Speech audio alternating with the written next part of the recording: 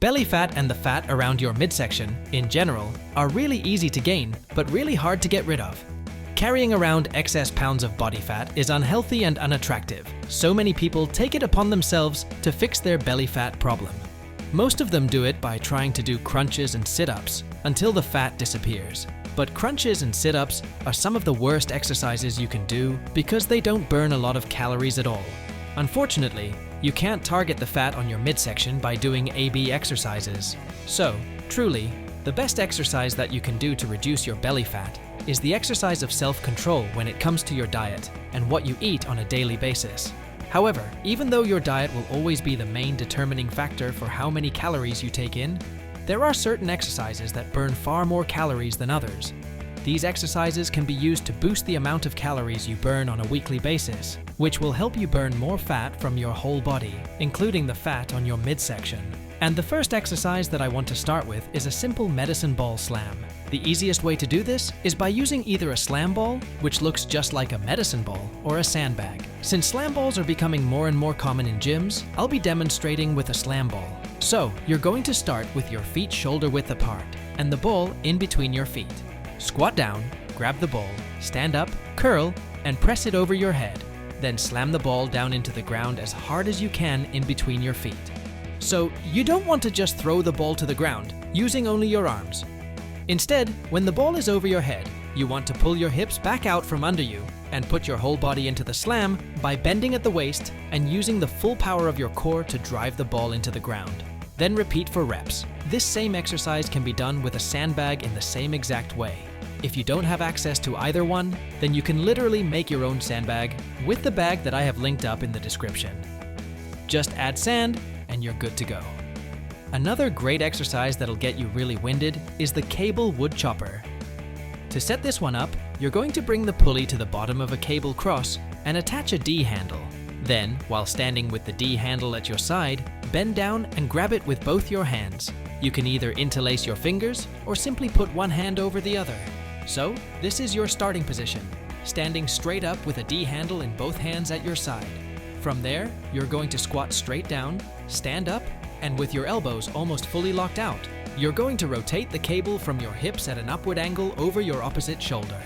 Then, bring the cable back to the starting position while still keeping your elbows almost fully locked out. And then repeat for reps on one side before switching to the other. Don't make the mistake of bending and extending your arms on each of your repetitions. This should be a rotational movement.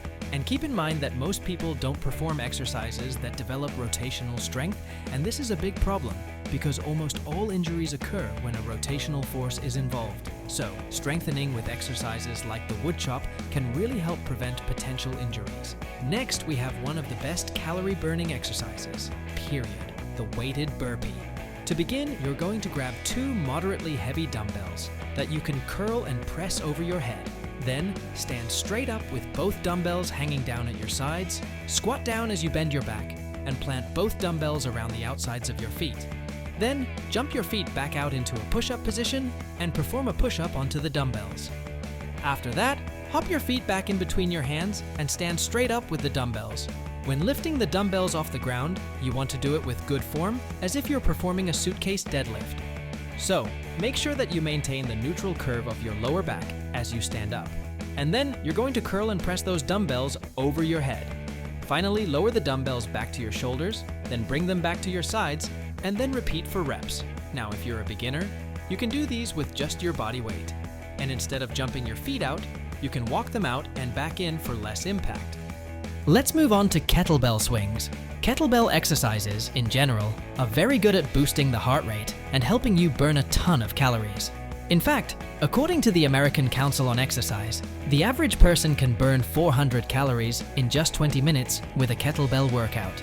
This equates to 20 calories being burnt per minute, which is the same as running at a 6-minute per mile pace. And the staple kettlebell exercise in every routine is the kettlebell swing. So, to begin, start with your feet a little wider than shoulder width and the kettlebell out in front of you. Bend your knees, grab the kettlebell with both hands, and remember to keep your arms straight and relaxed throughout this entire exercise. It's not meant to be an arm exercise, but rather a hip hinging exercise. So, lift the kettlebell up, relax your knees, shift your body weight back into your heels, and lower your butt backward and down as you swing the kettlebell behind you in between your legs. Then, drive through your heels and explode through your hips. This explosive hip hinging motion should send the kettlebell swinging upward. It's very important that as you pop your hips forward, you also stop them and don't allow them to go past a neutral spine. Pushing your hips forward too much will hyperextend your spine and will more than likely lead to a back injury. So, pop your hips, then squeeze your core and your glutes to stop it neutral, and aim for the kettlebell to come up to about chest height with your arms still extended out in front of you. Then, allow the kettlebell to come back down as you shift your weight back on your heels, hinge your hips, and catch the weight of the kettlebell as you use the momentum to go straight into your next rep. Keep in mind that this is not a squat with a frontal raise. If you're muscling the kettlebell up using your shoulders, you're doing it wrong. Another kettlebell exercise that will burn even more calories is known as the kettlebell long cycle. But you should only perform this exercise after you've already learned how to do regular kettlebell swings well. To begin, you'll have 2 kettlebells on the floor in front of you. Bend down and grab one in each hand, then swing both in between your legs with your hands in a neutral position. This part is the same as the kettlebell swing, except after you pop your hips forward, you want to quickly tuck your elbows tight into your ribs and bring your hands together under your chin. This should create a pocket to catch the kettlebell in. Don't make the common mistake of catching the kettlebells with your hands wide apart, as that will externally rotate your shoulder into a position that's very likely to cause a shoulder injury. So, once both kettlebells are in that rack position, in those pockets that you made with your arms, you want to bend your knees, lean back slightly, and explode upwards as you perform a push press to get the kettlebells up over your head.